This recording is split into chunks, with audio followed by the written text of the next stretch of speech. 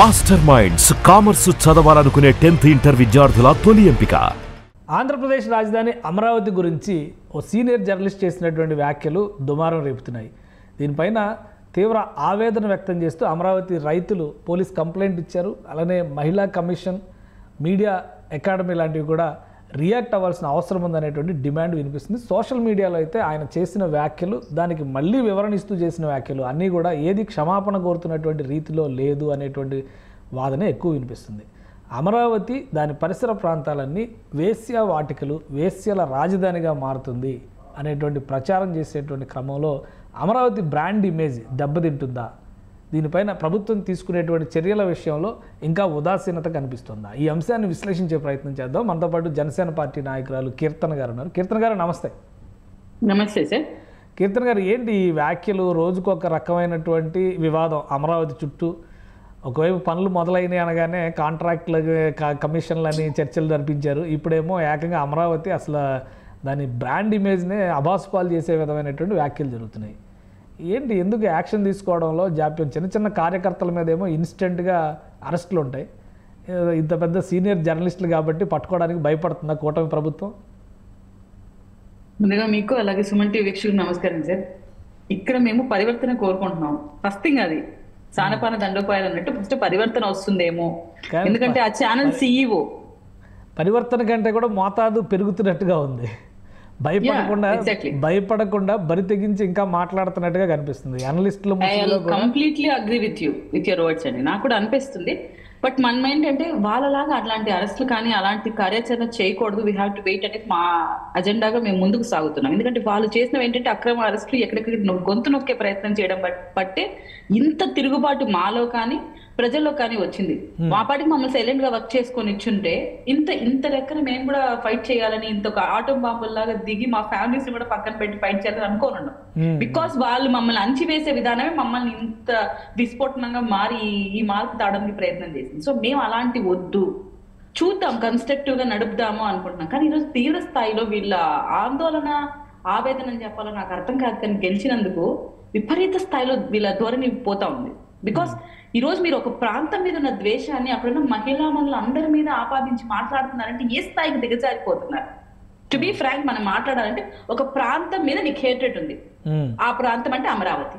అమరావతి ఒకవేళ రాజధానిగా ముందుకు సాగి ఆ డెవలప్మెంట్ అంతా అయ్యి మనం ఊహించిన చిత్రం అక్కడ కనుక కనపడితే ఆ క్రెడిట్ అంతా కుటుంబ ప్రభుత్వానికి వచ్చేస్తుంది అన్న ఇంటెన్షన్ లో జగన్మోహన్ రెడ్డి గారు ఇంత నీచానికి ఒడిగడుతున్నాడా? ఈ రోజు సాటి మహిళల్ని ఎవరైనా కానీ నిజంగా అలాంటి వర్క్ చేసే ఉమెన్ ని కూడా ఒక మాట అనడానంటే ఆలోచించే మనస్తత్వం ఉన్న మనుషుల అంటే వాళ్ళ సిచ్యువేషన్స్ బ్యాక్ ఎండ్ లో ఏ సిచ్యువేషన్స్ వాళ్ళని ప్రేరేపించి అలాంటి వాళ్ళు చేస్తున్నారు అని ఆలోచించే మైండ్ సెట్ ఉన్న మనం ఒక అమరావతి ప్రాంతంలో మహిళలందరినీ ఆపాదించి మాట్లాడుతున్న తన ఛానల్ ని కానీ, ఆ ఛానల్లో ఉంటున్న హోస్ట్ ని కానీ, లేదా అక్కడికి వచ్చిన డిబేట్ ప్యానల్ సభ్యుడిని కానీ ఇంతవరకు ఒక క్షమాపణ చెప్పమని జగన్మోహన్ రెడ్డి గారి దగ్గర నుంచి కానీ, ఆ ఛానల్ CEO భారతిరెడ్డి గారి నుంచి కానీ రాలేదు అంటే నిసిగ్గుగా వీళ్ళు ఒప్పుకుంటున్నారు. మేము ఇలాంటివే ప్రోత్సహిస్తాం, మా అజెండానే ఇది, మా బ్రతుకే దీని మీద మూలాల మీద బతుకుతోంది. ఆమె డైరెక్ట్ వేలో ప్రూవ్ చేస్తున్నట్టుంది. ఎందుకంటే ఇక్కడ మాకు ఒక బిగ్గెస్ట్ ఎగ్జాంపుల్, ఒక ప్లస్ ఏమైందంటే కిరణ్ అనే వ్యక్తి భారతి గారి గురించి మాట్లాడినప్పుడు ఎవరు కంప్లైంట్ ఇవ్వకపోయినా సుమోటోగా మేము కేసు ఫైల్ చేసి అతన్ని ఎత్తి లోపల పెట్టాం. ఒక మహిళని, ఒకే ఒక మహిళని అంటేనే కుటుంబ ప్రభుత్వం ఇలా రియాక్ట్ అయినప్పుడు, సాక్షాత్తు అక్కడ ప్రాణాలు పరంగా పెట్టి ఆస్తులు త్యాగం చేసి అమరావతి ప్రాంతం కోసం పాటుపడిన మహిళలందరినీ ఆపాదించి మాట్లాడుతున్నప్పుడు, ఏకంగా మన క్యాపిటల్ నే కించపరిచి దూషిస్తున్నప్పుడు జగన్మోహన్ రెడ్డి గారి నుంచి ఎందుకు రియాక్షన్ రావట్లేదు? అండ్ వాళ్ళలోంచి వచ్చే డిబేట్స్కి వచ్చే ప్యానల్ మహిళలు కూడా నేను ఏ విధంగా కూడా వాళ్ళలో సంస్కారం ఉందని, ఉంటుందని, మార్పు వస్తుందని అయితే ఎక్స్పెక్ట్ చేయదు.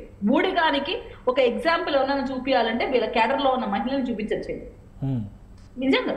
కానీ ఎందుకంటే ఒక లిమిట్ అనేది ఉంటుంది కదా. ఇప్పుడు అక్కడ పూర్తిగా అసలు మీడియాలో వచ్చిన కథనాలు వేరు, ఆయన చేసినటువంటి వ్యాఖ్యలు వేరు, తర్వాత వ్యతిరేకత వ్యక్తం చేస్తూ పోలీస్ కంప్లైంట్ ఇచ్చినాక మళ్ళీ ఆయన వివరణ ఇచ్చారు. ఆ వివరణలో కూడా నేను ఒక మీడియా రిపోర్ట్ కోట్ చేశాను తప్పితే నేను చెప్పిన దానిలో అబద్ధం ఉంది, తప్పు ఉందని ఆయన ఒప్పుకోవట్లేదు. సో ఇంకా ఏంటి, మహిళా కమిషన్ ఏం చేస్తుంది? మహిళా కమిషన్ ఏం చేస్తుంది? జనరల్గా ఇలాంటి ఇష్యూస్ సుమోటోగా తీసుకొని రియాక్ట్ అవ్వడానికి అవకాశం ఉంటుంది.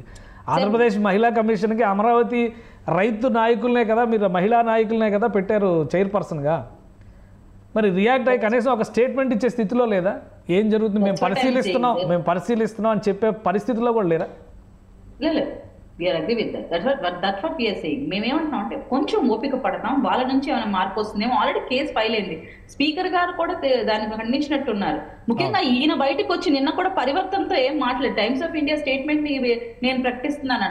టైమ్స్ ఆఫ్ ఇండియా చెప్పిన స్టేట్మెంట్ మీరు చదివే ఉంటారు కేశవ్ గారు. దాంట్లో ఏమన్నా మైగ్రేటెడ్ పీపుల్ ఎక్కువ అవడం వల్ల, వాళ్ళ వృత్తిపరంగా ఇక్కడికి రావడం వల్ల ఇలాంటి కార్యాచరణ ప్రతి రాష్ట్రంలో జరుగుతోంది. అందులో మహారాష్ట్ర ఉంది, ఇప్పుడు తెలంగాణ, కర్ణాటక ప్లస్ ఏపీ కూడా అందులో భాగం అయ్యింది అని చెప్పింది. కానీ అమరావతిలో ఉన్న మహిళలు దీనికి పాల్పడుతున్నారని అక్కడ టైమ్స్ ఆఫ్ ఇండియా ఇచ్చిన స్టేట్మెంట్ లో లేదు, మీరు గమనిస్తే ఆర్టికల్. కానీ ఈయన అవంతా ప్రస్తావించకుండా అమరావతి ఒక మాటని మాత్రం తీసుకుని ఆర్టికల్ మొత్తం చదివేయలేదు. నాకు తెలియదు, కానీ నేను చూసాను. ఆయన హెడ్లైన్ కూడా చదవలేదు. హెడ్లైన్ లోనే వాళ్ళు పెట్టారు Karnataka, Andhra Pradesh tops in female sex workers అని చెప్పారు. హెడ్లైన్ లో పెట్టిన మాట కర్ణాటక తర్వాత ఆంధ్రప్రదేశ్ 1 lakh పీపుల్ ఏమో దీని మీద బతుకుతున్నారు అన్నట్టు వాళ్ళు రాశారు. ఓకే, మేబీ అది రైట్ ఆర్ రాంగ్ పక్కన పెట్టండి, దానికోసం ఫైట్ చేయాల్సిన ఆవశ్యకత ఖచ్చితంగా ఉంది. ఎందుకంటే వాళ్ళ పేదరికమా, వాళ్ళకి చదువు లేకపోవడమా, వాళ్ళ అవసరాలా ఏమున్నాయో తెలుసు. మనం రీహాబిలిటేషన్ సెంటర్స్ ఏర్పాటు చేయాలి, వాళ్ళని మోటివేట్ చేయాలి, ఆ దారిలోంచి పక్కన రావాల్సిన బాధ్యత మనందరి పైన ఉంది. ఖచ్చితంగా మేము అందరం దాన్ని అప్రిషియేట్ చేస్తాం అట్లాంటి విషయం మనకు తెలిస్తే. కానీ ఇక్కడ అమరావతి రైతుల్ని దాన్ని ఆపాదించి అక్కడ ఉన్న మహిళా మనులు మాట్లాడుతున్నందుకన్నా కనీసం నా మాట ఇలా కన్వే అయ్యిందా, మేబీ నేను ఇలా చెప్పలేదు, ఇలా కమ్యూనికేట్ చేసేందుకు I'm so sorry. And main గా అక్కడ హోస్ట్ ని మాత్రం నిజంగా ఇతనికన్నా హోస్ట్ కు బాగా దెబ్బలు పడాలి. ఎందుకంటే ఆయన ఆ స్టేట్మెంట్ ఇస్తున్నప్పుడు హోస్ట్ ఏమంటారంటే, మీకు బాగా గుర్తుకే ఉంటుంది, సార్ మీరు అనకండి, ఇది మళ్ళీ ట్రోల్ అయిపోతుంది, ఇది మళ్ళీ వేరేగా పోర్ట్రేట్ చేస్తారు, what the hell is happening. అతను అంటున్నాడు, నువ్వు ఆపాలి, నా డిబేట్ లో నా ప్యానెల్ లో మీరు అలా మాట్లాడకండి అని చెప్పాల్సింది పోయి ఇది పోర్ట్రేట్ అవుతుంది, ఇలా బయటకు పోతుంది. అతను అంటున్నది తప్పు కదా. అమరావతి ప్రాంతంలో పలానా ఏరియాలో ఇలాంటి జరుగుతున్నాయి, ఇలా పలు ప్రాంతాల్లో జరుగుతోంది, మనం అరికట్టే చర్యలు చేపడదాం, మహిళలు ఇలా ఇబ్బందుల పాలు కాకూడదు, వాళ్ళ అవసరాలు ఏంటి, వాళ్ళ ఇబ్బందులు ఏంటి కనుక్కుందాం, రీహాబిలిటేషన్ సెంటర్స్ ఏర్పాటు చేద్దాం. ఇది కదా ఒక జర్నలిస్ట్ కంటూ చేయాల్సిన పని. నిజంగా మీలాంటి జర్నలిస్టులను చూస్తూ ఇలాంటి ఇడియట్ ని చూస్తుంటే మాకు ఆశ్చర్యంగా అనిపిస్తుంది. ఏంట్రా ఎలా వెళ్ళిపోతుంది సొసైటీ.